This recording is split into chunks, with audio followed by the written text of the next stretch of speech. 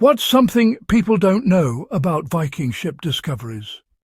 Picture this: a frozen Norwegian field, no ruins, no stone walls, just earth, grass and silence. Then the soil is cut open. Slowly, deliberately, archaeologists peel back the layers. What rises from the ground should not exist. A Viking ship, wooden, organic, buried in damp soil for over 1,000 years. And yet the timbers haven't turned to sludge. They haven't collapsed.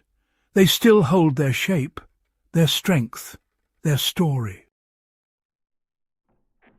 This isn't luck. This isn't coincidence. And it definitely isn't primitive craftsmanship.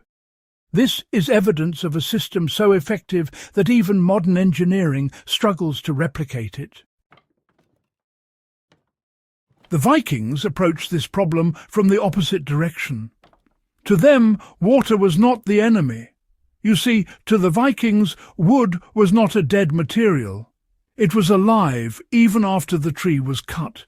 It expanded, contracted, absorbed moisture, and released it again.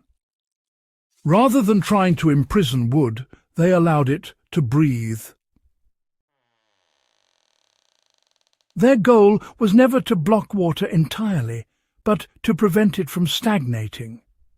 Moisture could pass through the wood, but it could never settle long enough to cause decay. This single shift in thinking, well, it changed everything. Seasoning, the step modern builders rush. Before a Viking ever touched tar, the wood was allowed to become stable. Fresh-cut timber is full of internal water, sugars and stress. If you seal it too early, you trap everything fungi need to survive. Vikings avoided this by air-drying timber for years. Logs were stacked off the ground, exposed to wind, protected from direct rain, and rotated with the seasons. Over time, internal moisture left the wood naturally. Sugars leached out, fibres settled into balance. Only then was the wood ready to be preserved. This patience was not optional. It was the foundation of durability. Pine tar was not a store-bought product, it was crafted. Vikings built tar pits into forested hillsides, packed them with resin-rich pine roots, and slowly heated them over days. Not burning, smouldering. The resin broke down and flowed out as tar, thick, elastic, and rich in natural antifungal compounds. This tar was alive in a way modern coatings are not. It softened with heat, stiffened with cold, but never became brittle. It bonded to wood instead of sitting on top of it. When applied, both the wood and tar were warmed. This wasn't ritual, it was physics. Heat opened the wood's pores, allowing the tar to be drawn deep into the cell walls. Instead of forming a shell, the tar replaced remaining moisture inside the wood. Because tar and lignin expand and contract at nearly the same rate, the treated wood could flex without cracking. Even in freezing temperatures, it remained supple. Modern sealants fail because they harden. Viking tar endured because it moved. Here is the genius. Liquid water could not penetrate tar-saturated wood. It just beaded and ran off. But, you know, vapour inside the wood could still escape.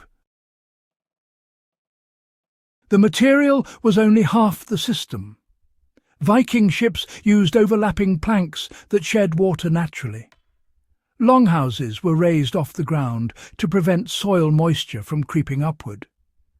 Roofs were steep, so snow and rain never lingered.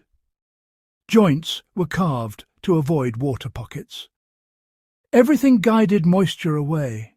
The structure, airflow and material worked together. Ships like Oseberg and Gokstad were buried in wet soil for centuries. Untreated wood would have vanished. Instead, their tar-infused timbers survived.